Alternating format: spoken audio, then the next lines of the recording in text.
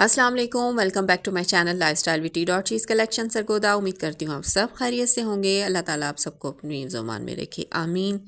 गेंदा या मैरीगोल्ड बहुत ही खूबसूरत विंटर फ्लावरिंग प्लांट है।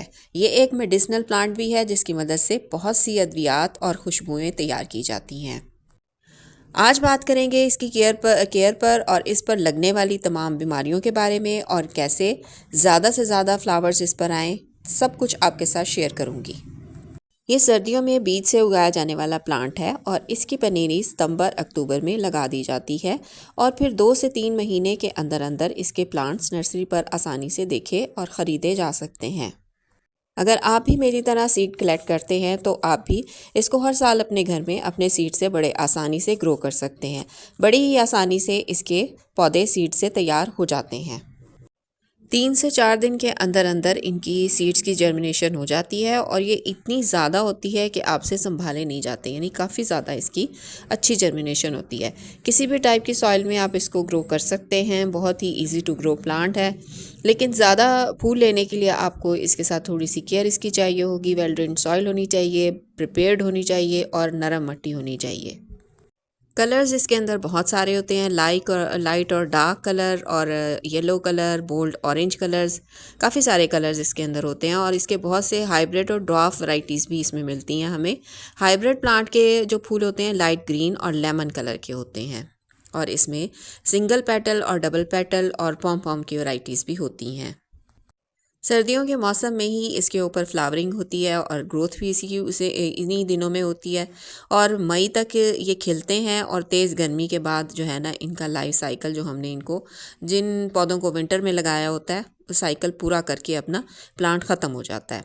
अगर आप चाहें तो इसको दोबारा से लगा सकते हैं सीड से, लेकिन तेज़ गर्मी में मेरे पास तो ये बिल्कुल भी सर्वाइव नहीं कर पाते क्योंकि मैं टेरेस पर गार्डनिंग करती हूँ, इसलिए गर्मियों में इनके साथ ज़्यादा एफर्ट करना हमारे बस की बात बिल्कुल भी नहीं है।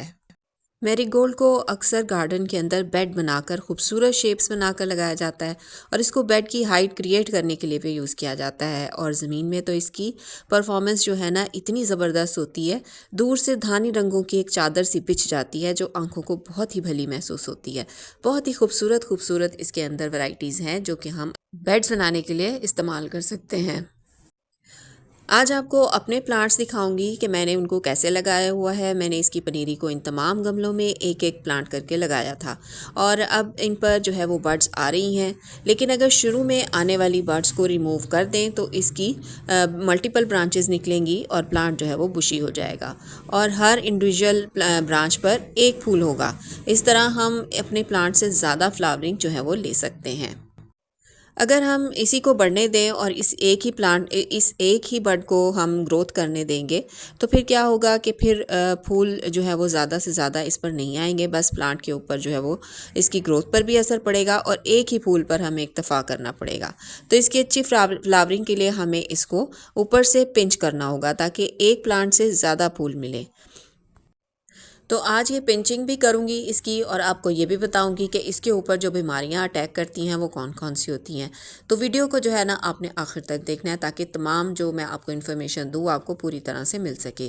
क्योंकि मेरे कुछ सब्सक्राइबर्स ने मुझे कमेंट्स के अंदर पूछा हुआ था कि हमारे जो है लीफ कर्ल हो रहे हैं और ये ब्राउन भी हो रहे हैं, तो उसका हम क्या करें।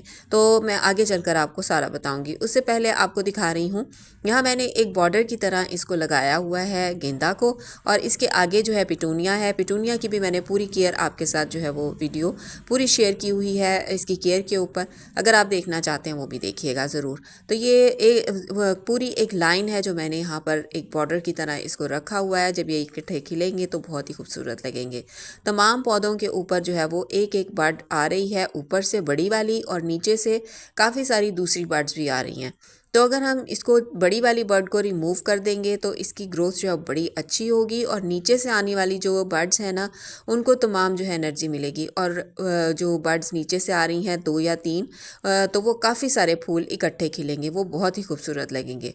तो ये काम करना जो है बहुत ही मुश्किल तो लगता है इंसान को, लेकिन हमें पौधे की जो है वो बेटर ग्रोथ के लिए ये स्टेप जो है वो लेना ज़रूरी होता है। तो अगर हम ये नहीं लेंगे तो फिर क्या होगा कि सिर्फ एक ही फूल खिलेगा, उसके बाद जो पौधा है ना वो उसको स्ट्रेस भी होगा और उसके बाद उसकी जो है वो मल्टीपल ब्रांचेस भी नहीं निकलेंगी।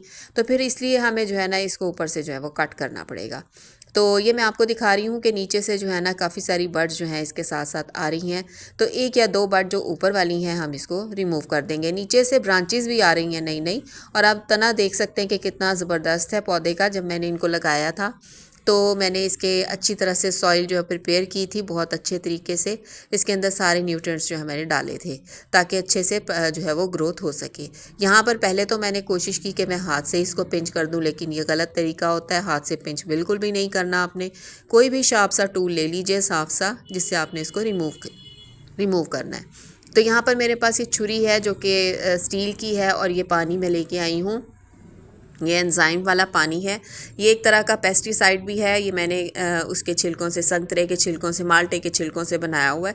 तो सबसे पहले मैं इस छुरी को अपनी उससे थोड़ा सा क्लीन कर लूँगी। ये देखिए मैंने थोड़ा सा इसके ऊपर ये गिराया होममेड अपना जो क्लीनर है उससे, और उसके बाद मैंने इसको इससे कट करना है ताकि इसके ऊपर कोई भी फंगल अटैक ना हो।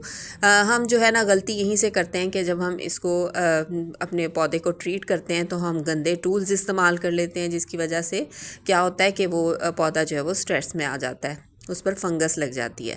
अब ये देखें मैंने जो दो बर्ड्स थी ना वो तकरीबन ख़त्म कर दी हैं। जहाँ तक मेरा जो है ना बस चल रहा है ना, मैं इसको कट कर दूँगी और बस फिर यहीं से जो है ना इसकी ज़बरदस्त सी ग्रोथ दोबारा से शुरू होगी, और वो भी मैं आपके साथ फिर शेयर करूँगी। आपको रिज़ल्ट ज़रूर दिखाऊँगी। ये देखें 3 बर्ड्स थी, 2 छोटी हैं और एक बड़ी वाली है। इसको मैंने रिमूव कर दिया है यहाँ से ताकि इसकी यहाँ से ग्रोथ जो है वो अच्छी सी हो जाए। तो आप देख सकते हैं है तो मुश्किल काम, दिल पर पत्थर रख कर करना पड़ता है, लेकिन फिर भी हमें ये एक चीज़ जो है वो करनी पड़ेगी। ज़रूरी है ये पौधे की बेटर ग्रोथ के लिए। तो यहाँ से हमने इसको कर दिया कट। अब हम क्या करेंगे, अब हम इसके ऊपर जहाँ से हमने इसको कट किया है उस पर भी हमने जो है ना ये फंजीसाइड जो है वो स्प्रे करना है अपना। फंजीसाइड तो क्या है, ये बस बीमारियों से रोकथाम के लिए एक मैंने एंजाइम बनाया हुआ है जो कि मैं अक्सर जो है ना अपने पौधों के ऊपर यूज़ करती हूँ। जब भी मैं उनकी कटिंग करती हूँ या फिर मैं प्रूनिंग करती हूँ तो मैं ज़रूर इसको यूज़ कर लेती हूँ ताकि कोई भी इसके अंदर जो है ना बीमारी का अटैक ना हो जहाँ से हमने इसको काटा हुआ है।